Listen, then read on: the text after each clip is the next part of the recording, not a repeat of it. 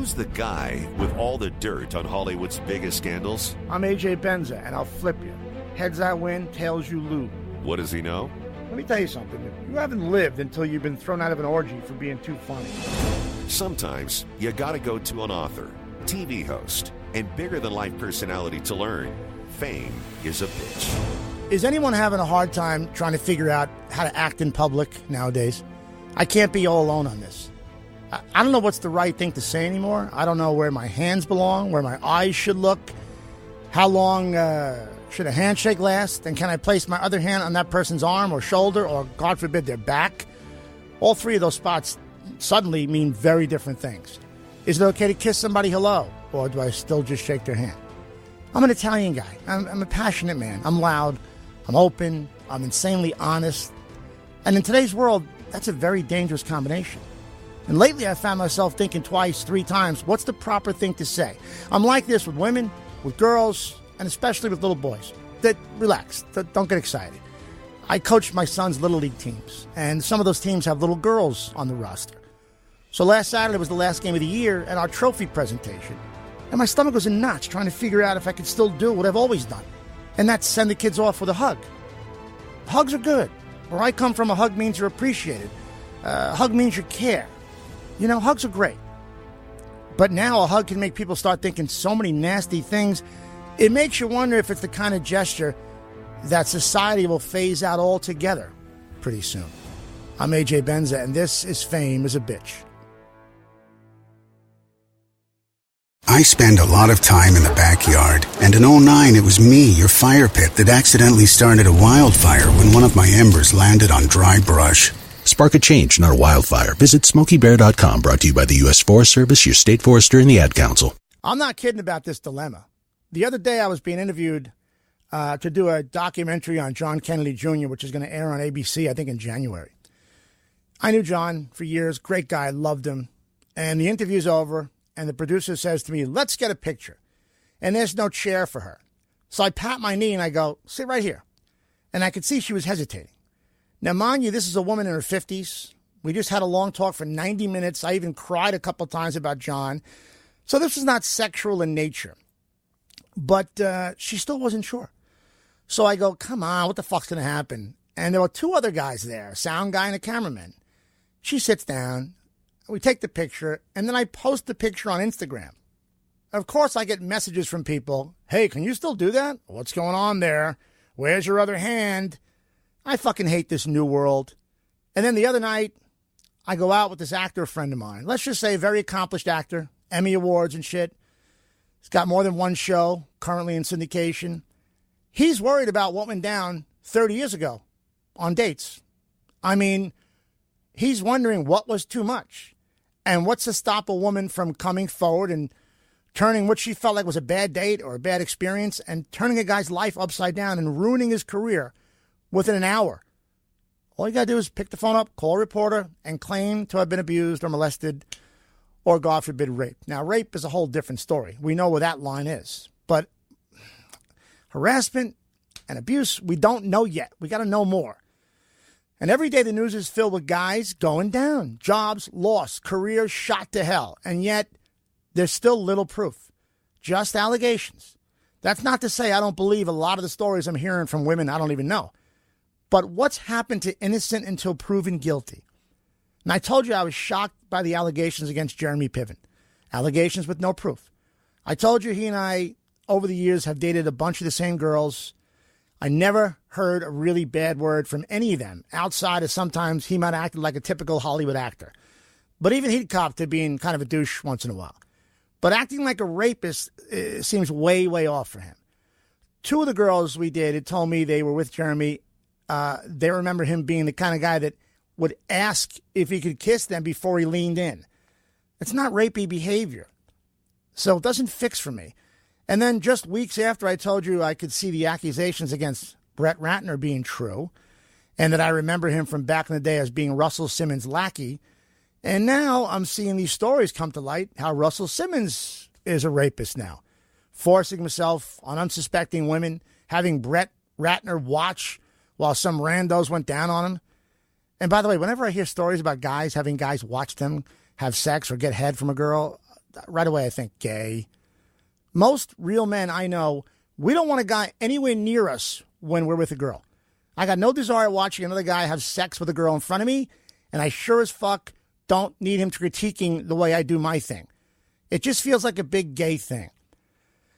I don't know Russell Simmons to be a rapist. I know him for years, 25 years. I hope not, because when I was once in a really strong relationship with a beautiful woman who counted Russell as a dear friend, there were nights where we didn't go out. She went to dinner with him. And I was out with my buddies or hanging out with my friends, whatever. And she'd go out and she'd come back and I'd say, how was your night? She'd say, fine. Russell took her to Mr. Chow. And I remember going a couple of times, listen, I know he wants to fuck you, but does he try to fuck you? And she'd say, Russell, please. Not even a little. He knows better. So maybe some of these guys get crazy and creepy and all Chester the molester when they're with women they have zero respect for. I'm not saying that's right at all. I'm just trying to figure out why some women were targets and victims and others weren't. It's the same thing as some of us walk down a dark city street and just have a thing about us that no one's going to fuck with us, and then no one does. And then others walk down the same street and act all scared and just come off like prey. I don't know. But having said that, I'm looking at Benny Medina. I've had some run-ins with this guy over the years. Medina being the high-powered manager of J-Lo and Will Smith and I think Mariah Carey at other times, but the big guy. And I also knew him through a woman I kind of dated 20 years ago. We weren't steady, but whenever she'd go out with Benny, she'd come home and tell me how great he is and how funny Benny is. And I always felt like, this guy's up to no good. I just felt it. You know, people acted like he was God, like he could get people hurt or even killed if he was crossed. And I always found that odd for a fucking manager. And I got a bad vibe off that dude. Now, it wasn't always common knowledge he was gay. I mean, his close friends knew, but the outer circle of people, it was still up in the air in the 90s. And early on, he would act all straight and shit. But I wasn't buying it. And look, this isn't about what I think of him. This is about the way he's treated people over the years. And now it looks like he's in big trouble. He's been accused of attempting to rape an actor from the show Sordid Lives named Jason Dotley back in 2008. And Dotley gave an interview in The Advocate. And apparently he met Medina at a bar. And he was hanging out with another one of his friends. Dotley was hanging out with Tia Shanti Moselle.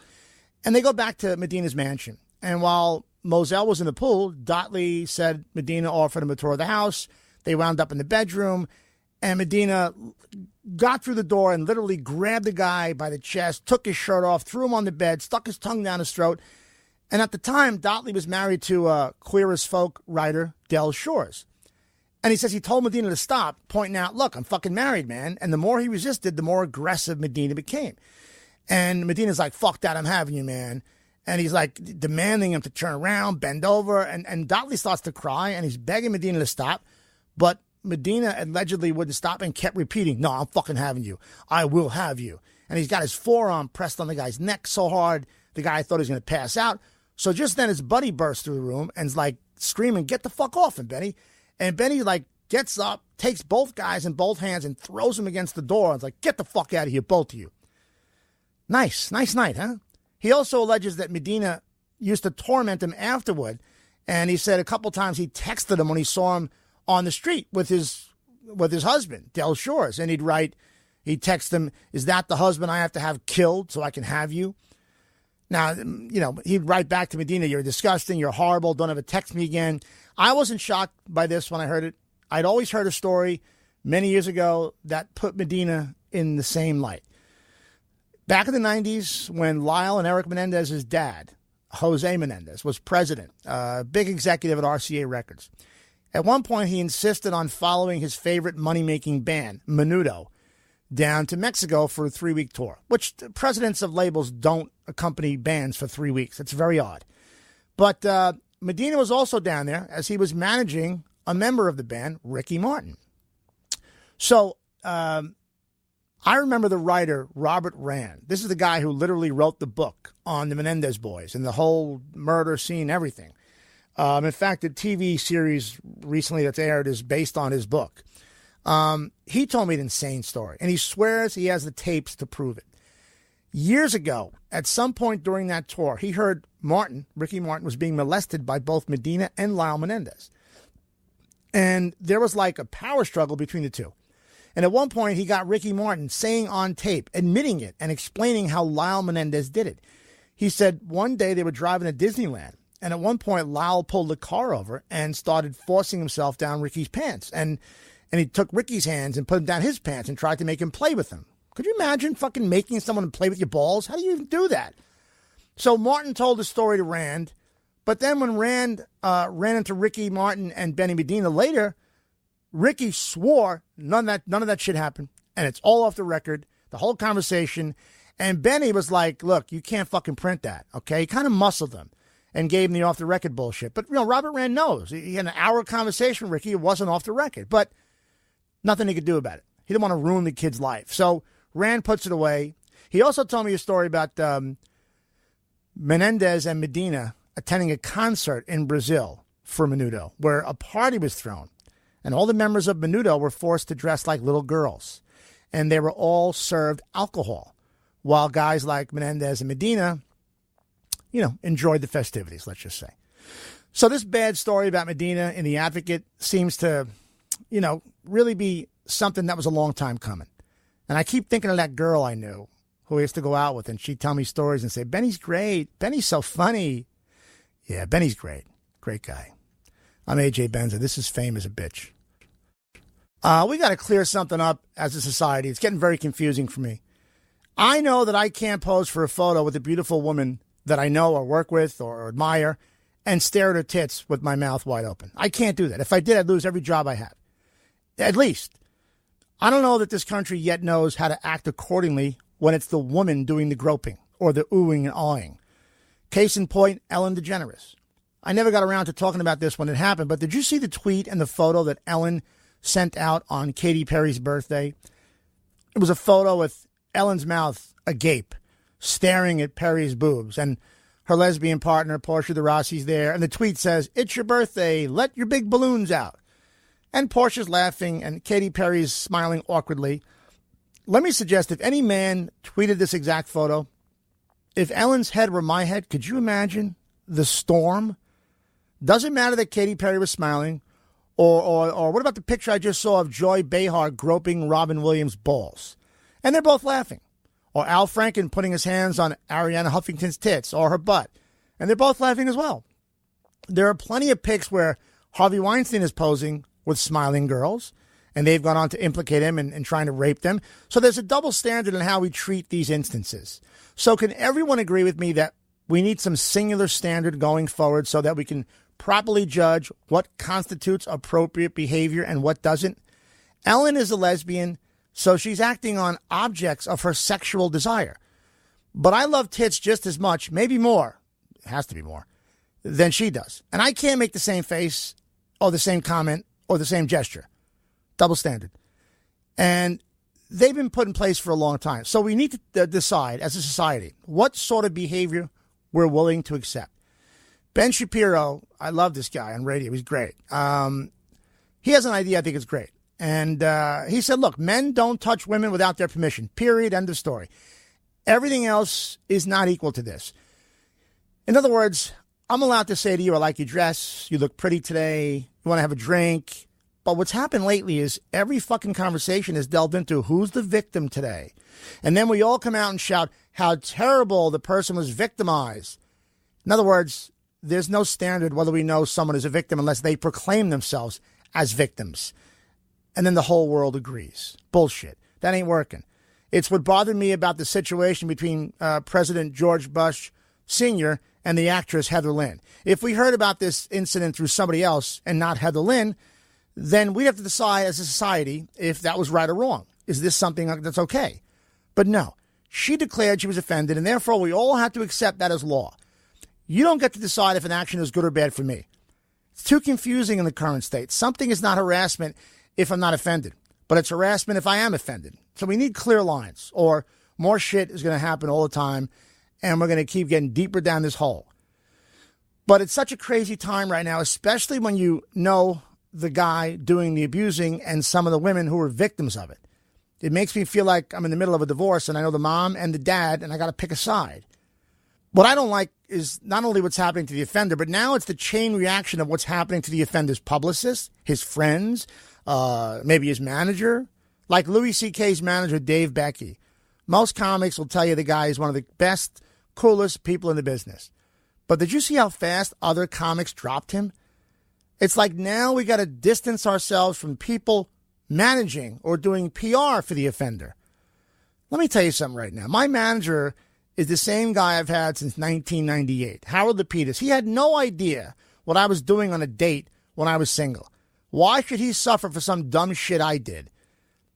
I guess I'm just depressed how quickly people forget that in America we have something called due process. Listen, I think Al Franken was way off with his actions toward Leanne Tweeden. Last week I kicked him in the ass for forcing that kiss on her and then the picture of him groping her breasts. But then I got home and I realized, wait a minute. He wasn't groping her. He was pretending to grope her. He didn't even lay a hand on her. And the guy, he might step down. His career's going through the ringer. Should the penalty for almost punching someone be the same as punching someone? Are they both assault? No, they're not. And by the way, I wonder how far Leanne Tweeden's emotional pleas and appearances would have gotten her if she hadn't worn her smart girl glasses. Just saying. But I got to say, this practice of just accusing someone and acting as if it's law is going to really get people in trouble. But it won't come to an end until it gets the accuser in trouble. A lot of people in the media are very comfortable running with the tip of a story and acting as if that's the story. The tip is just the beginning of the story. It's what makes you go out there and find the rest of the story to substantiate the tip.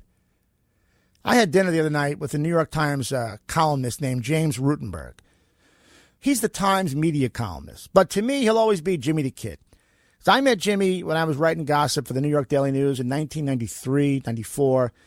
And at the time, I was too busy going out to my spots and collecting just enough gossip I needed to write the next day's column. So, you know, I was a downtown guy, and I had my co-writer, Michael Lewittis, on the column, and he was an uptown guy. And we both went out every night till like 3 or 4 in the morning, and we rarely ran into each other. As small as Manhattan is, it could be real big. And at some point, we got too well known, or spoiled is more like it, and we didn't want to go to some of these events and ask the questions that we felt we'd grown past. So we knew this young writer who was writing for some little paper on the Lower East Side, and he phoned us tips sometimes. And he was good, real good. So I brought him on as a freelancer a few days a week. And he'd go to events or dinners and represent the column because me and Michael, like I said, we got bored. And Jimmy became a big asset. So big that in 1995, I argued with my editor-in-chief, hire this kid. Just give him $40,000 to start. He'll be an asset forever. But he wouldn't do it. So I called the publisher, Mort Zuckerman, and he got angry with me. And then the editor-in-chief ripped me a new ass with the door open for going over his head. But Jimmy the Kid ended up taking a job at the New York Observer, and then he became the White House correspondent for the New York Times, and now he's their media columnist for the last 20 years. And at the moment, he's the lead reporter on a huge story. So anyhow, the other night we had dinner, and we talked about a huge piece he's working on about Harvey Weinstein. He wants to know the power structure of it all and how it worked in Harvey's favor. I broke that story about Harvey possibly being a victim of molestation. I broke that on the podcast so that Jimmy could make it a bigger piece in the New York Times. But it's going to take a week or two. It's a big story with more than one writer on it. So Jimmy the Kid is doing like you're supposed to do it. He didn't run with the tip. He's investigating the tip. He knows better than to do anything less than that. And everybody in the media ought to know better also. When's the last time anything good happened when someone said, I'll just put the tip in?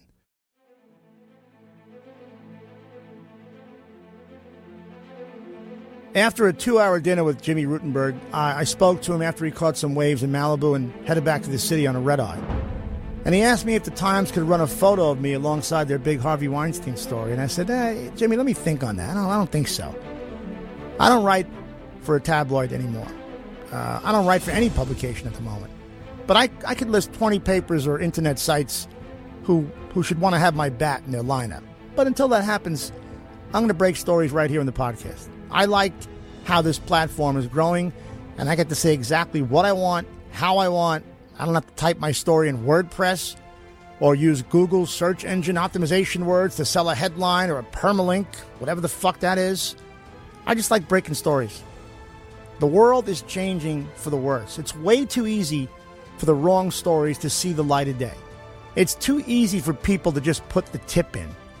But as long as there are guys like Jimmy the Kid Rutenberg, who works for a paper I don't even like, but adheres to journalistic standards he learned while we were together, then we're going to be all right. I'm AJ Benza, and this is the podcast that's gaining on you. Fame is a bitch.